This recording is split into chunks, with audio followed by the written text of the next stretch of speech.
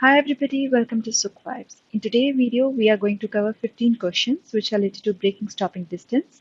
And these topics follow under the main topic of speed, distance, and eco-friendly driving. Before starting this topic, I would like to show you something useful that may help you to solve these numerical questions very fast during exam. So before starting the practice question, let's try to understand. There are three different distances. Stopping distance, which is actually a sum of reaction distance plus braking distance. Then there is a reaction distance and braking distance. So what is the reaction distance? First you have detected a danger. After detecting a danger, you will take some time to react. What does it mean? That you will take some time to apply the brakes. So the point from A to B, when you have detected the danger, you have thought of reacting, of applying the brakes, and at point B, you have actually applied the brake. So this is the reaction distance, the time it takes to react you. By that time, your vehicle keeps on moving. So that's the reaction distance. And what is the braking distance? When you have actually applied the brakes. So you have detected the danger, you have reacted, and now you have actually applied the brakes. So once you have applied the brakes, it always takes some time, depending upon how fast you are going, your vehicle to stand still. It takes some time till your vehicle becomes stationary. So this is the braking distance. And the sum of reaction distance and braking distance is the stopping distance. In order to calculate the reaction distance and braking distance, as I said, it always depends upon your speed, how fast you are moving. So for reaction distance, your speed in kilometer per hour divided by 10 into 3. This is the distance you travel. For example, if I am traveling by 30 km per hour, what would be my reaction distance? So 30 divided by 10, 3 into 3, 9, right? 9 meter. And braking distance? Normal braking means that you are not applying emergency braking. What is emergency braking? That you apply with so much force that your vehicle suddenly, with a jerk, it stands still. It comes to halt. So that is a emergency braking. Emergency braking is an important task that you are going to perform during your practical exam. So you apply brake with such a great force that your vehicle doesn't move. It comes to halt. That is a emergency braking. But in case of normal braking, depending upon your speed, how much distance you travel, so your speed in kilometer per hour divided by 10 into speed in kilometer per hour divided by 10 means if I am traveling 30 with a speed of 30 kilometer per hour, so 30 divided by 10, 3 into 30 divided by 10, 3. So in this case, my normal braking distance will be 9 meter. As I said, in emergency braking, you apply brakes with such a great force that your vehicle comes to halt and you feel a jerk, right? And what is the difference between the formula? Here the braking distance is in meter. It is calculated by this formula, like speed divided by 10 into speed divided by 10. That is speed square over 100 in meters. And what about emergency braking? In emergency braking, your speed is going to be divided by 200. For example, in this case, if I am traveling by 30, so 30 divided by 10 into 30 divided by 10, that will be 9 meter. But in this case, it will be 9 divided by 2, so 4.5 meter. So what you have to remember basically, here your speed square is divided by 100, and for emergency braking, your speed square is divided by 200. When I say speed square, I mean to say speed into speed. So you multiply speed with the speed divided by 200. I hope so it is clear now.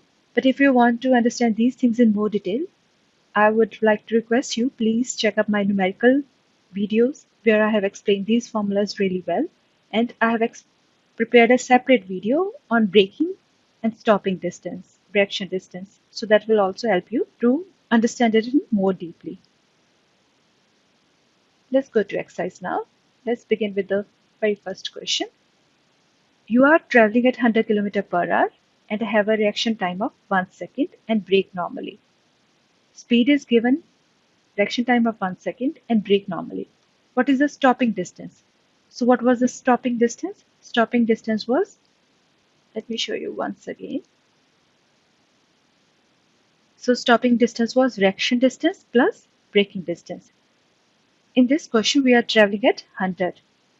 What would be the stopping distance? First, let us calculate the reaction distance. Reaction distance will be 100 into 3 divided by 10, which will be 30, right? And braking distance is speed square divided by 100. So 100 into 100 divided by 100, it will be 100. So 100 is our braking distance, 30 is our reaction distance. What would be the total? The total would be 130 meter. As I said, if you are not able to get anything, please check special section of numerical videos. There I have explained these things in more detail. Let's check our answer. Our answer is correct. Going towards the next question. By which rule of thumb you can determine the braking distance in meters from speed when braking normally? So when you are braking normally, we have already seen how your braking distance is determined. Your braking distance is determined by speed square divided by 100. And if you are applying emergency brake, it's speed square divided by 200. Let's check our answer.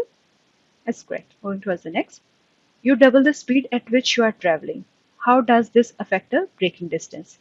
So braking distance was speed square divided by 100, right? So if you double your speed, how it would affect?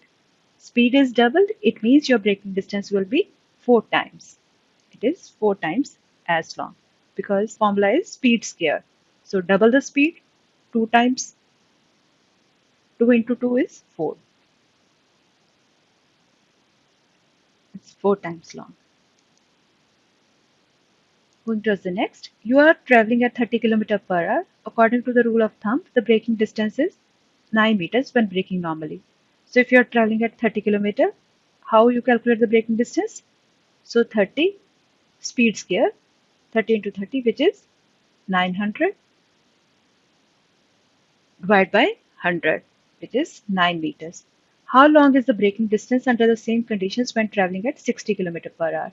So 60 into 60, 3600 divided by 100, so 36 meters. This is the answer. If you guys are not getting these questions, please write me in the comment sections, then I will try to solve them for you. But as I said, I have already covered these questions in numerical video section. Please go and check those series. And if still something is unclear, don't hesitate to write me in the comment section. You increase your speed from 50 km per hour to 100 km per hour. How does the reaction distance change in accordance with the rule of thumb? So what was the reaction distance? Speed into 3 divided by 10. So in this case, 50 into 3, which is 150 divided by 10. So 15 meter. And what would be here? 100 into 3, which is 300 divided by 10, 30 meter. So how does the reaction distance change? It is doubled from 15 meter to 30 meter. If you double the speed, your reaction time is also going to be doubled. You are traveling at 40 km per hour. The braking distance for evasive braking is approximately 8 meters. And how they have calculated? Speed square, which is 1600 divided by 200, right? Because it's a evasive braking. So 1600 divided by 200 is 8 meters. How long is the braking distance at 50 km per hour given otherwise the same condition? So if you are traveling with 50 km per hour, what would be the evasive braking distance? It would be 2500. So 50 square divided by 200. So 2500 divided by 200, which will be 12.5 meter. Going towards the next. You are traveling at 100 km per hour and have a reaction time of 1 second. What is the reaction distance according to the rule of thumb? So reaction distance is 100. So speed into 3 divided by 10. So speed into 3 is 300 divided by 10, which is 30 meter.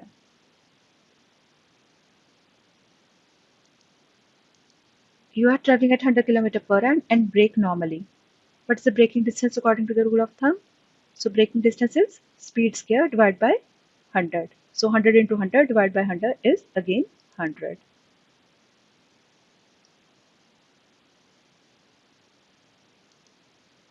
Moving towards the next. You are traveling at 50 km per hour and have a reaction time of 1 second. What is the reaction distance according to rule of thumb? So what is the reaction distance? Speed into 3 divided by 10. So 50 into 3, which is 150, divided by 10, which is 15. I would advise you, please write down these formulas, which I have shown you here, and try to solve these numerical examples by yourselves. Then you will be able to get the answers.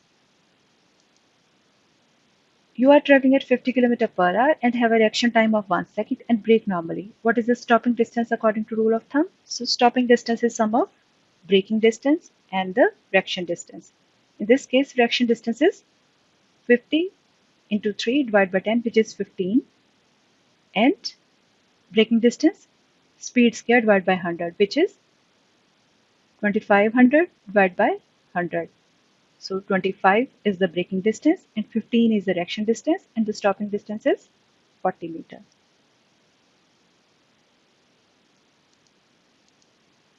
You are driving on a narrow road. About 20 meters ahead of you, a child suddenly runs onto the roadway. When is the collision unavoidable despite emergency braking? So you have applied emergency braking, still the collision is unavoidable. So when it could be the case? If you remember, the formula for the emergency braking is speed square over 200. In this case, it is 2500 divided by 200, which is 12.5 plus the reaction distance. And what is the reaction distance here? It is 15, right? So 12.5 plus 15 is going to be 27.5. So in this case, your collision is unavoidable.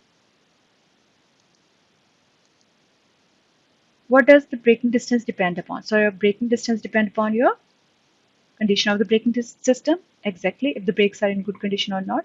Tires, exactly. Road surface also. So tires, if they are worn out, they will not have good contact with the road surface. And road surface, if it's wet or there is a snow, ice, all these things, they affect the braking distance. What is the rule of thumb when calculating the braking distance for evasive braking on a dry, even, and asphalted roadway? So if the road is dry, even, and you apply evasive braking, emergency braking. So what's the rule of thumb? This one. So speed square divided by 200. So here what we are doing? We are calculating speed square over 100 and then we are dividing it by 2. You are traveling at 50 km per hour and brake normally. What is the braking distance according to rule of thumb? So braking distance is speed square divided by 100. So 2500 divided by 100 is 25 meter. Moving towards the next. You increase your speed from 50 km per hour to 100 km per hour. How is the braking distance changed according to rule of thumb? So now what you have done, you have doubled your speed. And how your braking distance is going to be changed? So 50, if you calculate the braking distance, it will be 50 into 50 divided by 100, which is 25. And what is here? 100 into 100 divided by 100. So it will be 100. In this case, it's going to be quadrupled from 25 meter to 100 meter. So it's going to be increased 4 times. So this completes our section on braking and stopping distance. And as I said, if still something is unclear, please follow the numerical videos which I have prepared specially. And after watching those videos, you have some doubt or if something is unclear, please write me in comment sections. I will try to explain them. Thanks for watching. If you have liked my video, please like, comment, share and subscribe. If you're interested in any particular topic, please feel free to write in comment section. Take care. See you next time.